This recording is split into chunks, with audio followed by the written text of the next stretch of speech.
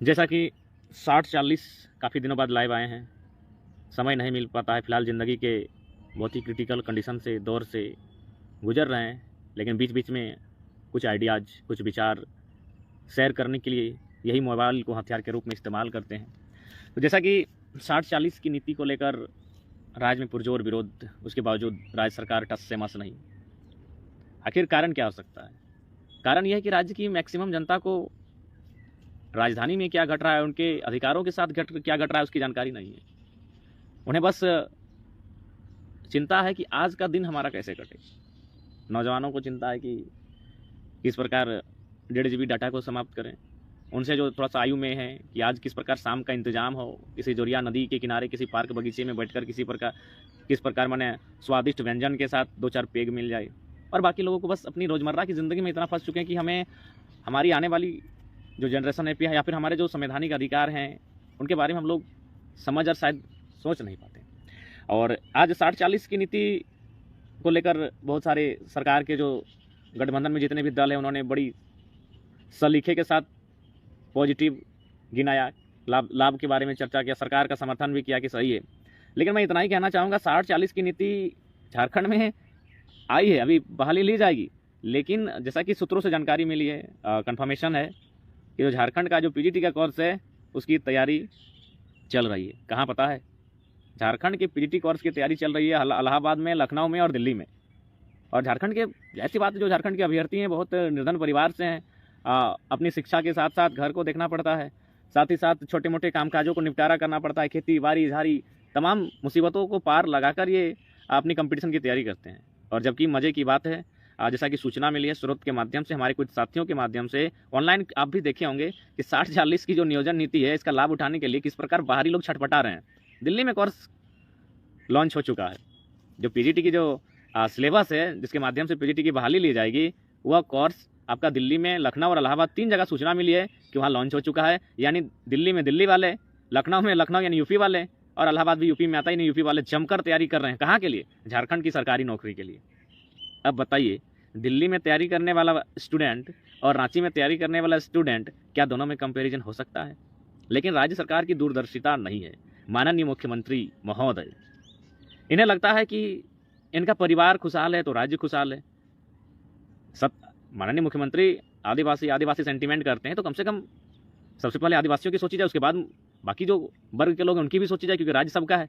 लेकिन इनको लगता है कि अगर इनका परिवार खुशहाल है तो सब खुशहाल है। जाहिर सी बात है, सुबह आँख खुलती है तो आदरणीय बसंत बाबू दिखते हैं, विधायक हैं, उनके भाई हैं, छोटे भाई हैं। उनको गुरुजी दिखते हैं तो जाहिर सी बात है गुरुजी सांसद हैं। उनको उनकी भाभी दिखती होंगी तो जाहिर सी बात है वे भी विधायक हैं और खुद मुख्यमंत्री हैं। उसके बाद उनके और भी जो हैं साला सलहज, कोई जिला अध्यक्ष है, कोई लाखों लाखों रुपए की कमाई कर रहा है। तो कुल मिलाकर उनका परिवार खुशहाल है, तो उनको लगता है कि झारखंड के आदिवासी मूलवासी खुशहाल हैं। इसीलिए 60-40 की नीति को लेकर उनमें जरा सी भी विजन का, माने दूरदर्शिता की कोई सोच नहीं झलक रही है। अब बताइए, कोर्स हमारा, परीक्षा होगी हमारे राज्य के लिए, हमारे बच्चों को पढ़ाने के लिए, और तैयारी कर रहे हैं दिल्ली वाले तैयारी कर रहे हैं। जानकारी मिली है कि दिल्ली में 60-40 का लाभ लेने के लिए जो पीजीटी टीचर की बहाली होगी, जैसा कि चर्चा मिली है, दिल्ली में तैयारी हो चुकी है। दिल्ली में कोचिंग में लॉन्च हो चुका है हमारा कोर्स। अब सोच के देखिए, क्या हमारे छात्र, जो लोग दिल्ली से तैयारी करके आएंगे, जो लोग अन्य राज्यों के टॉप मोस्ट एजुकेशनल सिटी से तैयारी करके आएंगे, तकनीक से लेस आधुनिक शिक्षा पद्धति से लवरेज होकर उन संस्थाओं से पढ़ाई करके आएंगे, और उनका मुकाबला अगर कर पाएंगे झारखंडी छात्र, तो हमें क्या आपत्ति है। देखिए, 40 भी आपका है। और चूंकि हम बार बार कहते हैं, पढ़े लिखे हम लोग भी हैं, जो पढ़े लिखे होते हैं थोड़ा सा डर करते हैं, उन्हें अपने करियर की चिंता होती है, घर परिवार की उम्मीदों की चिंता होती है। अतः जाहिर सी बात है, उनको यही लगेगा कि भाई भागते भूत की लंगोटी भली, जो मिल रहा है ले लो। लेकिन याद रखिएगा, नहीं मिलेगा। जो 40 आप सोच रहे हैं कि आप अपने मेरिट के दम पर उस 40 में आएंगे, नहीं आएंगे, क्योंकि उस 40 में रखिए 40 का 95 या 90% सीटों को बेच दिया जाएगा। ये आप अनुमान रख सकते हैं। उदाहरण के लिए जेएसएससी का जो जेई का परीक्षा हुआ था साल भर पहले, आपको याद होगा किस प्रकार उड़ीसा और बिहार के अपराधियों ने, असामाजिक लोगों ने हमारे यहाँ क्वेश्चन पेपर लीक करके उन सीटों को बेचने का कार्य किया था। तो ठीक उसी प्रकार भागते भूत की लंगोटी वाली का स्थिति अभी फिलहाल झारखंड में चल रहा है। और इसकी दूरदर्शिता का क्या असर होगा, इसको मैं थोड़ा सा, चूँकि जैसा कि सूचना मिली है कि हमारे वीडियोज़ को माननीय मुख्यमंत्री के आगे पीछे दाएं बाएं रहने वाले लोग बड़ी अच्छे से वॉच करते हैं और उन तक संदेश भी देते हैं। उसका उदाहरण है हाल फिलहाल जो मुख्यमंत्री ने कहा था कि आईएएस लोग को ट्रांसलेटर की जरूरत है, तो ट्रांसलेटर का बारे में हम लोग शुरू से बोले हैं, हर सभाओं में ट्रांसलेटर के बारे में हम लोग चर्चा किए हैं। अब देखिए इससे क्या नुकसान होगा। इससे क्या होगा कि मान के चलिए 40 जो ओपन है उससे अन्य राज्यों के अभ्यर्थी आएंगे नहीं, आने के बाद आपका Aadhaar card, ration card, voter card इत्यादि बना लेंगे।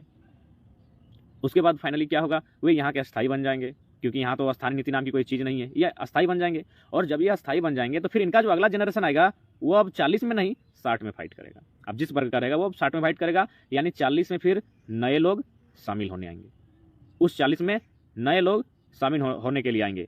और फाइनली क्या होगा ये सभी जानते हैं। धनबाद बोकारो की स्थिति देख सकते हैं, डेमोग्राफी पूरी तरह बदल दी जाएगी, यहाँ की भौगोलिक स्थिति को बदल दिया जाएगा। बाहरी लोगों को इस प्रकार से यहाँ स्थापित किया जाएगा कि यहाँ के लोगों के पास खेती बाड़ी में, और अभी खेती बाड़ी अब रही कहाँ है, देखिए सारा ज़मीन कनारी के बाद में तो पानी ठहरता ही नहीं है, होता ही नहीं है, खेती होता कहाँ है अब।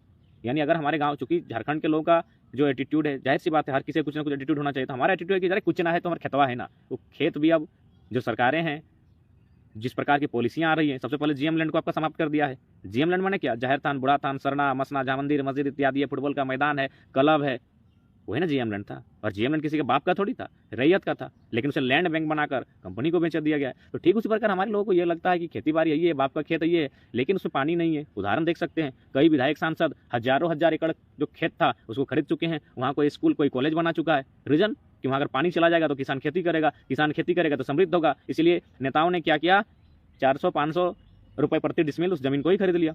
तो इसलिए आज मेरा मानना है इस 60-40 से माननीय मुख्यमंत्री अपनी दूरदर्शिता की सोच को दिखाएं, और जिससे कि जो नुकसान हो रहा है इस राज्य को, उस राज्य को नुकसान होने से बचाएं। बाकी बाहरियों का क्या है, उनको तो भाई जलन होगा ही।